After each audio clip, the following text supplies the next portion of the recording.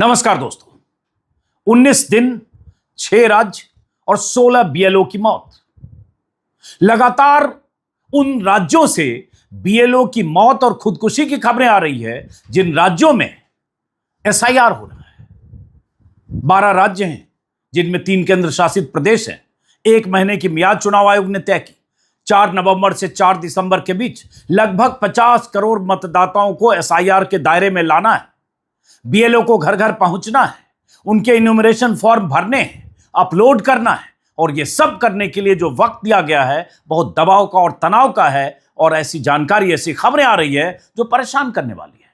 जैसा कि मैंने कहा कि अगर 19 दिन हुए एसआईआर शुरू हुए, 4 नवंबर से अगर तारीख गिने, आज 23 नवंबर है, और इसमें अगर 16 बीएलओ की मौत हो गई अलग अलग राज्यों में, तो यह चिंताजनक है। क्यों हो रही है मौतें?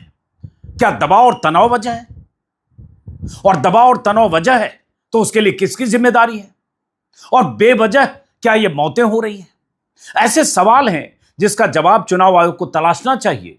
हम जैसे लोग जब ऐसी खबरें पढ़ते हैं तो थोड़े बेचैन होते हैं कि आखिर इतनी जल्दबाजी, इतने दबाव, इतने तनाव में बीएलओ क्यों काम कर रहे हैं। और अगर उनकी मौत की वजह कुछ और है तो चुनाव आयोग आए, प्रेस कॉन्फ्रेंस करे और कहे जो मीडिया में जो खबरें छप रही है, जो उनके परिजन कह रहे हैं, जिनके परिजन बीएलओ के तौर पर काम करते हुए काम के प्रेशर में मौत के मुंह में समा गए, वो गलत कह रहे हैं। पता तो चले।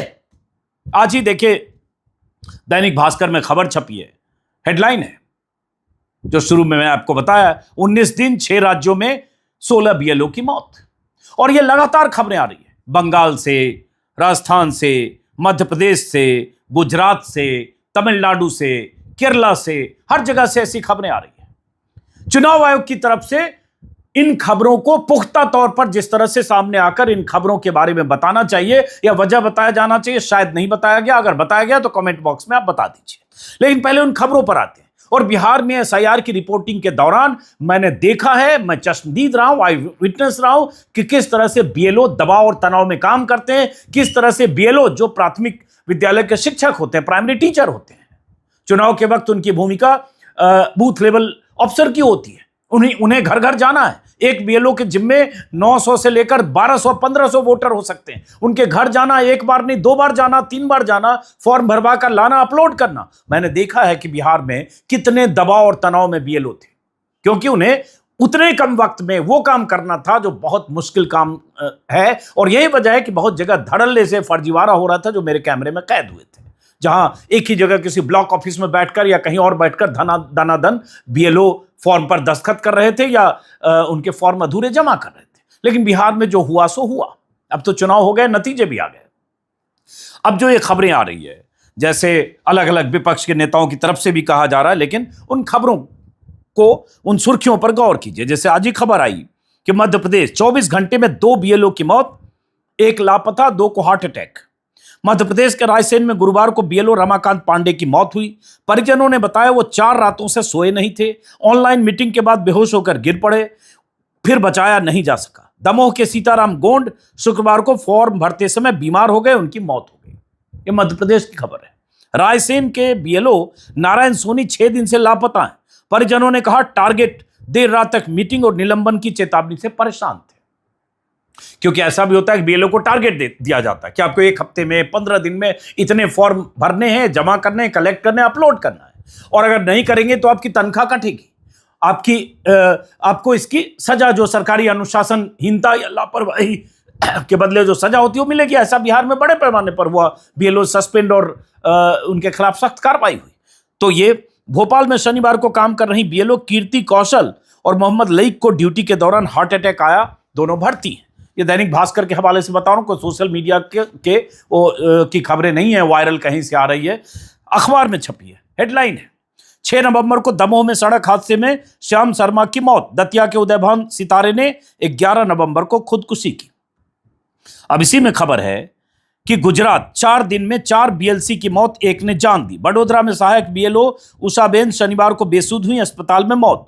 सौराष्ट्र में शुक्रवार को अरविंद बाढ़ेर ने खुदकुशी कर ली, जान दे दी। चिट्ठी में लिखा काम नहीं हो सकता। तापी में सहायक बीएलओ कल्पना बेन और खेड़ा में बीएलओ की हार्ट अटैक से मौत। अहमदाबाद में फारूक और दामोह में बच्चू भाई बीमार, भर्ती। बंगाल से लगातार ऐसी खबरें आ रही है। जान देने की और मौत की। नदिया में बीएलओ रिंकू का शव घर की छत से लटका मिला और उन्होंने क्यों जान दी इसकी वजह भी लिखा। राज्य में एसआईआर से जुड़ा दूसरी मौत या कहें जान देने की खबर, बल्कि तीसरी है। राजस्थान में जयपुर में रविवार को बीएलओ मुकेश जांगीर ने ट्रेन के आगे कूदकर जान दे दी। करौली में बीएलओ की मौत। सवाई माधोपुर में एक और बीएलओ को हार्ट अटैक।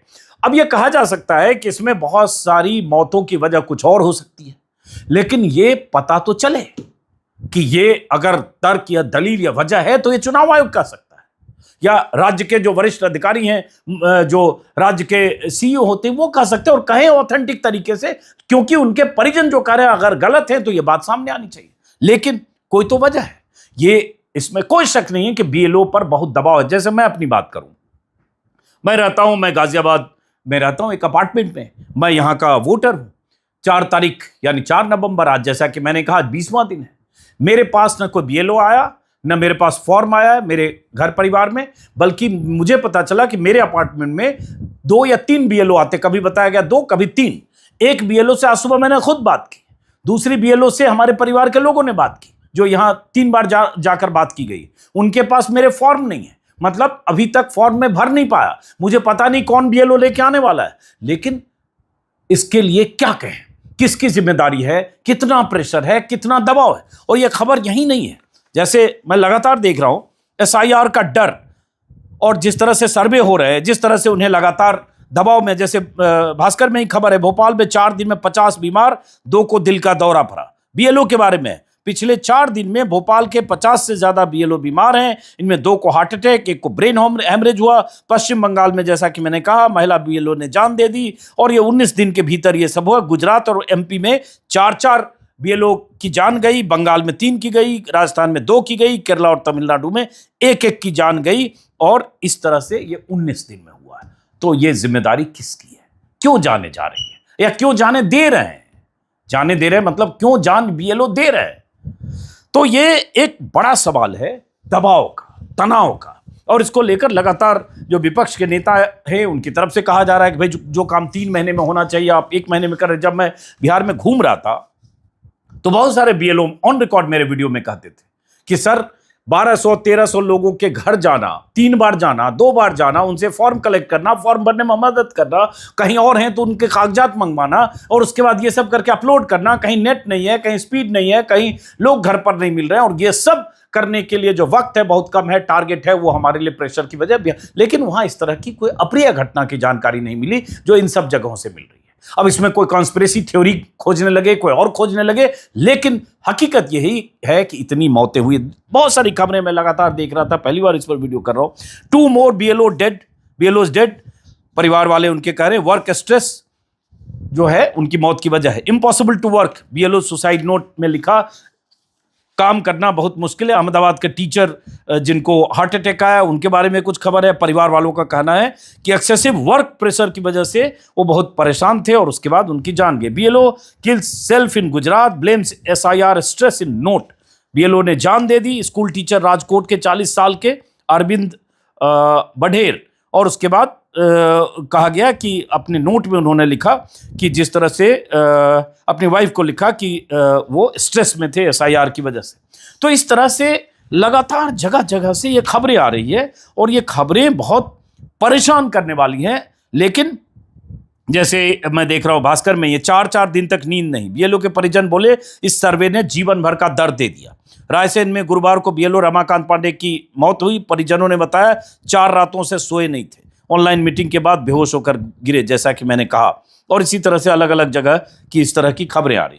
अब सवाल ये उठता है कि चुनाव आयोग की जल्दबाजी, चुनाव आयोग की जिद कि इसी वक्त में करना है, इसी तय वक्त में इतनी तरह की जो पैरामीटर हैं एसआईआर के वो पूरे करने हैं।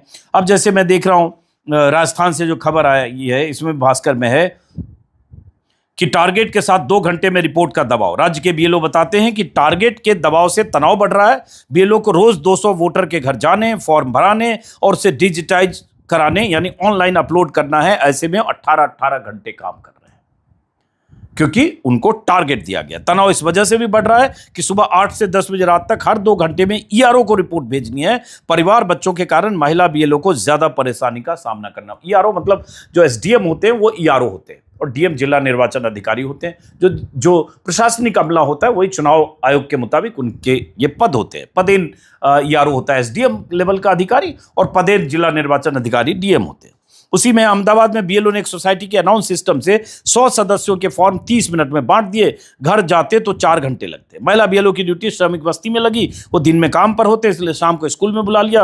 और इस तरह से जो प्रेशर है उसका जिक्र खबरों में किया गया है। सबसे ज्यादा दबाव इस बात का है कि उन्हें 5.5 करोड़ वोटर्स तक गणना प्रपत्र पहुंचाना है। हर वोटर से 3 बार मिलना है, पत्रक भरवाकर वापस लेना है। इसमें जद्दोजहद हो रही है। एमपी की बात है, जैसा कि मैंने कहा, लगभग 50 करोड़ वोटर तक 9 राज्य और 3 केंद्र शासित प्रदेशों में 1 महीने में पहुंचना है, 4 नवंबर से 4 दिसंबर तक।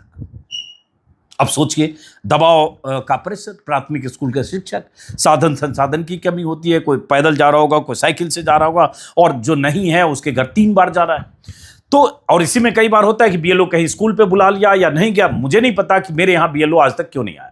मेरी सोसाइटी में मैंने जो यहाँ सुपरवाइजर है उनसे पूछा कि और भी कई घर में नहीं गए, लेकिन मैं उनको कसूरवार नहीं मानता। उन पे प्रेशर है, वो खोज रहे होंगे फॉर्म कैसे। आज जिस बीएलओ से मैंने कहा, उन्होंने कहा आप वेबसाइट पर देखिए और उसका जो नंबर है वो बताइए तो शायद मैं सर्च करूं। अब देखता हूं मैं कि कैसे मैं सही बीएलओ तक पहुंचूं, या बीएलओ को कैसे उस बीएलओ को अप्रोच करूं जिसके पास मेरा फॉर्म है, या और क्या तरीका होगा। लेकिन ऐसे बहुत सारे लोग हैं। कुछ तस्वीरें वे आ रही है जहां जहां दिक्कतें हो रही है। अब उसमें खबर ये भी आ रही, बीएलओ की दस्तक, ना बीएलओ की दस्तक नहीं फॉर्म का पता। बहुत जगह ऐसा है कि बीएलओ, जैसा मैंने कहा, बहुत जगह बीएलओ नहीं पहुंच रहे, लोग परेशान हैं। यूपी को लेकर अखिलेश यादव लगातार ट्वीट कर रहे हैं, चिंता जता रहे हैं। जैसे देख रहा हूं मैं, जो समाजवादी पार्टी की तरफ से कहा गया है कि इसके लिए वक्त बहुत कम है, ज़्यादा वक्त दिया जाए। अखिलेश यादव ने मेरे ख्याल से कल ही शायद बहुत अपनी प्रेस कॉन्फ्रेंस में कहा कि जो चुनाव आयोग ने व्यवस्था तय की है, अगर उसके तहत काम नहीं होगा तो आपका फॉर्म रिजेक्ट हो जाएगा, वोट कट जाएगा। एसडीएम और अधिकारी मान रहे हैं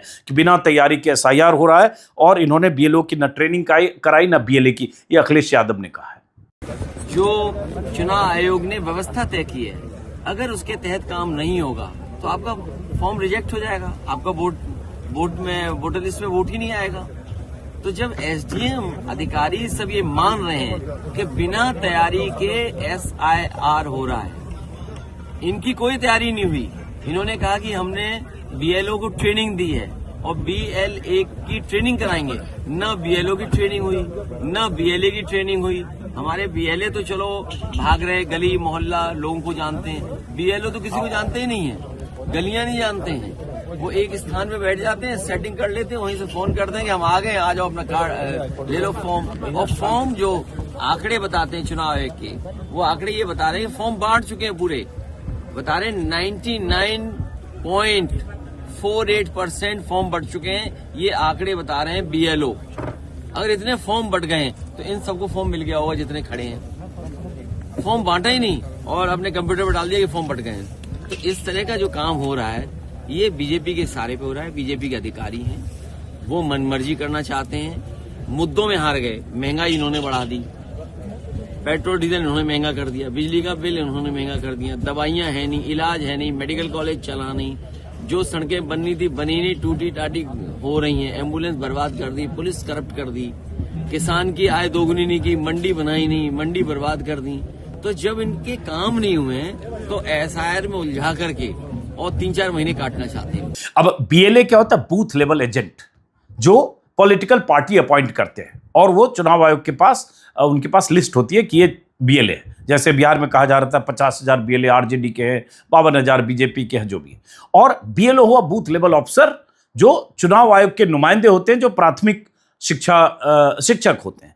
तो ये इसमें ट्रेनिंग, वक्त, समय, ये सब बहुत मायने रखता है। अब जैसे देखिए पश्चिम बंगाल की बीएलओ की तस्वीर देख रहे हैं, ममता ने उठाया मुद्दा। ममता बनर्जी वहाँ लगातार ये सवाल उठा रही है कि जिस तरह से एसआईआर दबाव में हो रहा है, उसकी वजह से ये मौतें हो रही है। अखिलेश यादव का एक और बयान मैं देख रहा हूँ, उनकी पार्टी के लोग तो कह रहे हैं कि 3 महीने का समय देना चाहिए, कि जो बीएलओ हैं उन्हें जितना सहयोग करना चाहिए वो नहीं कर रहे हैं। जानकारी ये है कि यूपी और पश्चिम बंगाल में भारतीय जनता पार्टी की चुनाव आयोग से मिलकर बड़ी तैयारी। जो बीएलओ हैं, जितना उन्हें सहयोग करना चाहिए वो सहयोग नहीं कर रहे हैं। एक जगह वो बैठ जाते हैं, उसके बाद वो उन्हें ढूंढिए आप लोग, तब मिलेंगे नहीं मिलेंगे। लेकिन सच्चाई ये है, जब बिहार का चुनाव देख लिया, बिहार के बाद जो अखबारों में लिखा गया, सोशल मीडिया पे जो आया या अन्य माध्यमों से जो जानकारी मिली है, वो जानकारी ये मिली है कि उत्तर प्रदेश और वेस्ट बंगाल में बड़ी तैयारी है भारतीय जनता पार्टी की, और चुनाव आयोग से मिलकर के है। क्योंकि चुनाव आयोग की तरफ हम देखते हैं तो हमें उम्मीद है, करते हैं कि वो निष्पक्ष होगी, वो संस्था निष्पक्ष होगी, वो हमारी किसी भी शिकायत का निराकरण करेगी।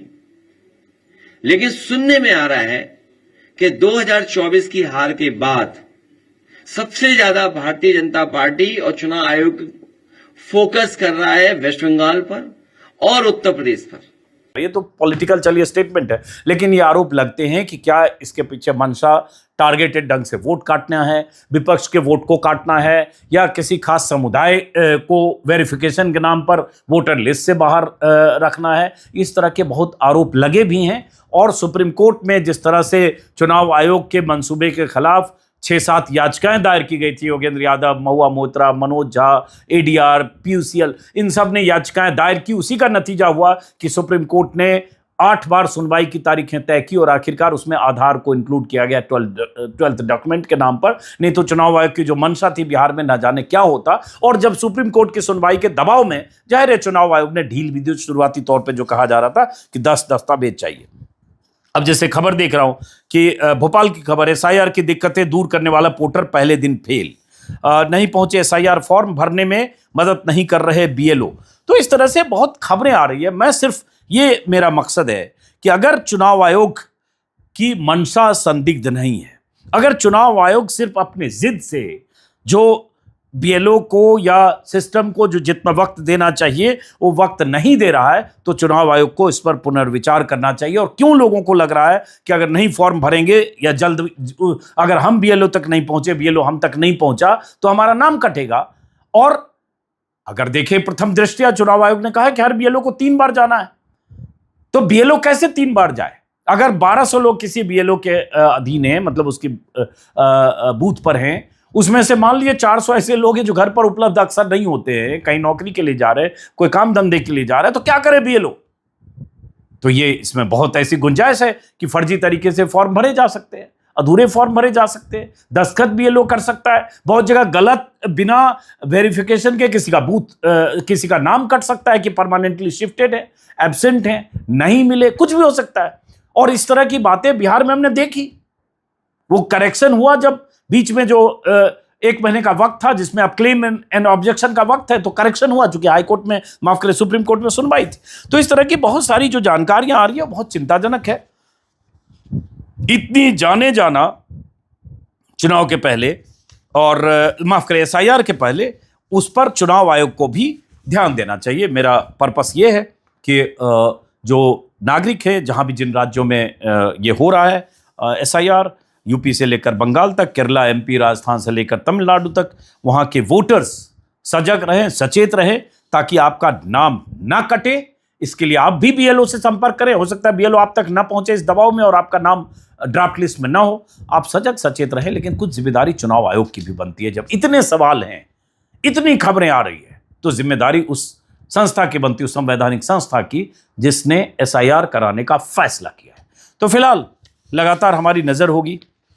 आपकी परेशानियां अगर इसको लेकर है, एसआईआर को लेकर, मैंने पहले भी रिपोर्ट किया है बिहार में, तो मैं चाहता हूं, मैं एक व्हाट्सएप नंबर दे रहा हूं, इस व्हाट्सएप नंबर पर अगर आपको दिक्कत है, परेशानी है, 4 तारीख के बाद, 4 तारीख तक तो वक्त है, 4 दिसंबर तक, उसके बाद आपका नाम अब तक बीएलओ नहीं पहुंचा, आपका नाम छूट जाता है, या ऐसी कोई लगता है कि इंटेंशनली कुछ हो रहा है, टारगेटेड ढंग से कुछ हो रहा है, तो आप इस व्हाट्सएप नंबर पर संदेश भेजें। उत्तर प्रदेश के अगर हैं या कहीं के हैं, जहां तक कोशिश करेंगे कि आपकी बात हम समझने की कोशिश करें। लेकिन हाँ, फोन करेंगे तो उठाना बहुत मुश्किल होता है, क्योंकि हजारों लोग जब फोन करने लगते हैं तो कॉल अनआंसर्ड होता है, क्योंकि हर समय कोई फोन उठा नहीं सकता। आप सिर्फ मैसेज भेजें इस व्हाट्सएप नंबर पर, मेरा मकसद ये है। तो फिलहाल इस वीडियो को खत्म करता हूं, मुलाकात होगी, नमस्कार।